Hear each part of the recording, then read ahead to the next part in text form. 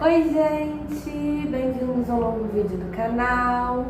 Eu vou falar hoje sobre algumas recomendações. Então, vocês estão vendo um zoom aí? É que teve o Jogo do Brasil e aí não tem nenhum momento de paz pra eu gravar um vídeo. Ontem eu fui gravar um vídeo, tomei banho, fiquei bonitinha, blá blá blá, tava passando maquiagem. Começou uma roda de capoeira que ficou umas 2 horas. Aí eu falei, desisto. E aí, quando eu desisti, eles pararam. E aí eu já tava sem disposição. Mas hoje, finalmente, né, Brasil, tô feliz que o Brasil ganhou do Japão, de 2-1, no sufoco. Hoje eu vim aqui fazer esse vídeo pra vocês, porque entramos no inverno no dia 21 de junho. E eu tava tentando lembrar de alguns livros que eu gostei de ler e eu li exatamente nessa época e que deram uma vibezinha de inverno e foram marcantes pra mim. E eu vou começar com a minha querida Elie Hazelwood. Quem conhece essa autora pode estar pensando que eu possa falar do livro Uma Noite de Inverno com Você, que é um conto da Ali, que foi estreado recentemente, mas não é esse livro que eu vou falar. E também não vou falar de Abaixo de Zero, que é um outro livro também que se passa no inverno, mas um livro que não tem a palavra inverno, nem remete nada a inverno na capa, nem no título, mas deixa eu mostrar aqui, Jogo de Amor para Dois. Esse livro é muito fofinho e eu acho que é um dos meus preferidos dela, que é um livro que se passa numa pousada no meio do inverno, em que a Jamie, ela é uma desenvolvedora, agora eu não vou lembrar o que ela era. Ela trabalha no mundo gamer, deixa eu pegar aqui a sinopse. Enfim, gente, eu não vou lembrar exatamente do cargo que ela tinha, não sei se ela era designer, agora eu não lembro. Mas eu peguei aqui a sinopse. Viola Bowen tem a chance que sempre sonhou: produzir um videogame baseado na sua série de livros favorita. O problema é que quem vai liderar o projeto com ela será seu arqui-inimigo, Jesse Andrews. Então, o que acontece, gente? Eles são de produtoras de games diferentes, se não me engano, e tipo editoras, assim, e eles têm que fazer uma simbiose dessas duas empresas, e para eles fazerem isso, eles vão para uma pousada meio que no interior lá dos Estados Unidos, no meio do inverno, e aí é muito aconchegantezinho, e esse livro me passa uma vibe muito gostosa de inverno, de você ler tomando seu cafezinho, seu chocolate quente. E é engraçado porque o nome do título não fala nada, nem a própria capa não demonstra ser nada nesse sentido. Só um pouquinho, né? Tem uns brilhinhos aqui, como se fosse flocos de neve, mas nada muito grande. Mas é um livro muito fofinho, que eu gostei muito de ler e foi bem legal. Outro livro que é um pouco mais antigo, esse livro é bem antigo, quem me deu esse livro foi o meu irmão. Inclusive o autor morreu em 1916, então realmente é um livro bem antigo. O meu irmão comprou num sebo pra mim, essa edição é de 2012, mas quando ele foi lançado? Não tem aqui. Não tem quando foi lançado originalmente. Enfim, é bem antigo esse livro. Se chama O Chamado Selvagem, que ele é como se fosse uma fábula, só que não é feito para criança. Então eu acredito que talvez seja uma fantasia. E é a história de um husky siberiano. E é muito legal. Tem até um filme, se chama O Chamado Selvagem, que quem não leu o livro e não queira ler, mas pode se interessar pelo filme e quem sabe, assim, no futuro, pegar o livro para ler, é bem interessante, é só procurar O Chamado Selvagem. É um filme até recente, eu acho, deve ter uns menos de 5 anos, talvez. E conta a história de um husky siberiano que ele tem que se virar. Eu acho que ele vai pro o norte dos Estados Unidos, aí depois ele vai fazendo uma viagem.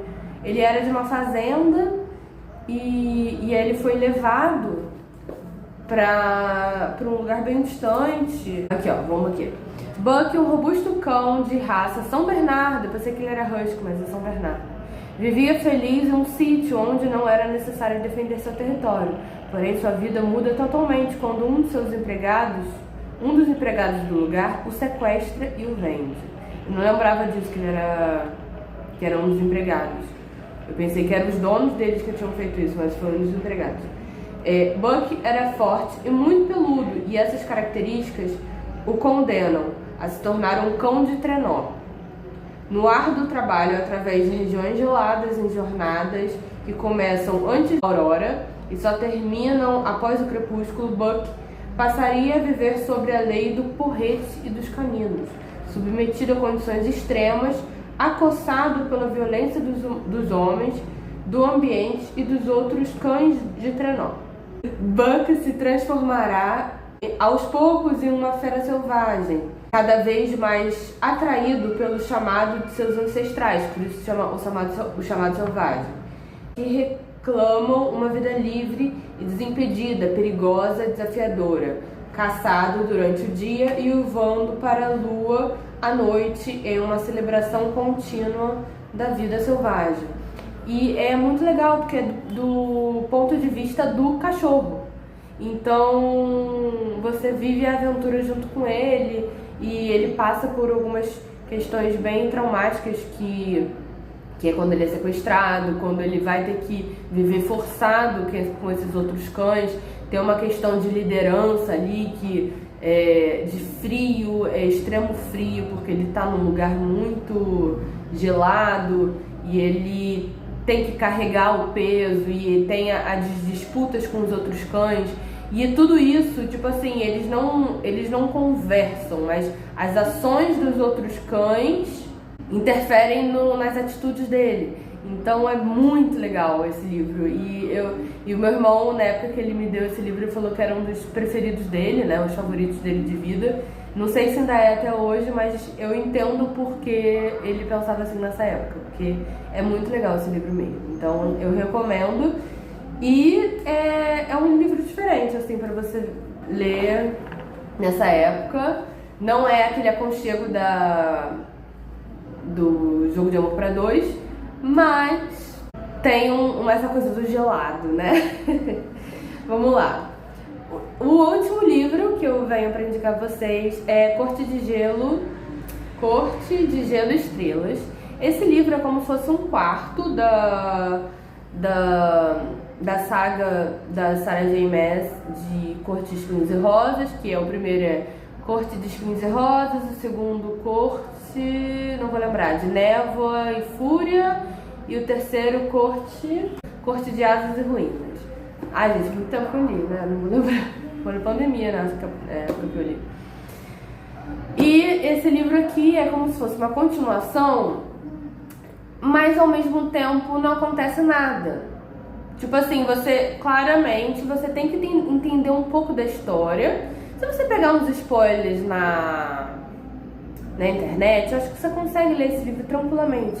E ele é uma rotina, é tipo uma novela. É uma novela, né? Tem 230 páginas. É uma historinha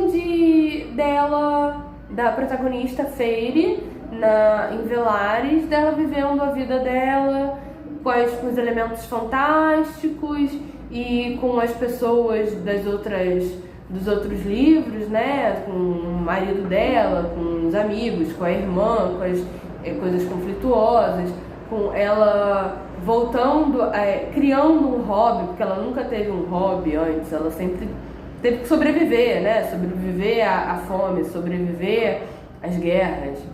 Então, a guerra, né? E aí, finalmente, aqui é um momento de meio que paz. Então, e é no inverno, e aí é bem gostosinho de ler. indico. E é isso, gente. Eu vim trazer essas indicações para vocês no inverno. Eu peguei essa ideia de um vídeo que eu vi da Gabi Pedroso no canal dela, só que ela falava sobre livros para ler na primavera. E eu pensei, pô, a gente acabou de entrar no inverno, acho que ia ser legal fazer pro inverno. E aí, quem sabe, quando chegar a primavera, eu acho que primavera é mais difícil, né? Eu acho que outono, inverno, verão. Agora, primavera é mais difícil você achar livros pra você ler nessa época, que tem uma vibe de primavera. Eu acho que é bem mais difícil. Mas eu posso pensar em alguma coisa, em algum livro que deu uma... Alguns livros que tem esse tipo de sensação, tá? Então tá, um beijo e até o próximo. Fiquem ligados aqui no canal, daqui a pouco vai sair um vlog falando sobre minha experiência de leitura, com Perto do Coração Selvagem, e eu tô lendo também Violetas na Janela. E espero que, ainda não acabei, mas eu já estou no finalzinho de Perto do Coração Selvagem, espero que termine antes do vlog acabar, porque a minha vida é só uma loucura. E desculpem a minha voz e o barulho, tô meio gripada não, alérgica, né? Hoje em dia eu tive uma crise alérgica braba, coisa que eu não tinha há muito tempo, mas chegou o quê? Chegou o inverno, né? Então essas coisas acontecem, tá? E espero que vocês tenham gostado das indicações e fiquem por aí no canal. Um beijo, até a próxima. Tchau, tchau.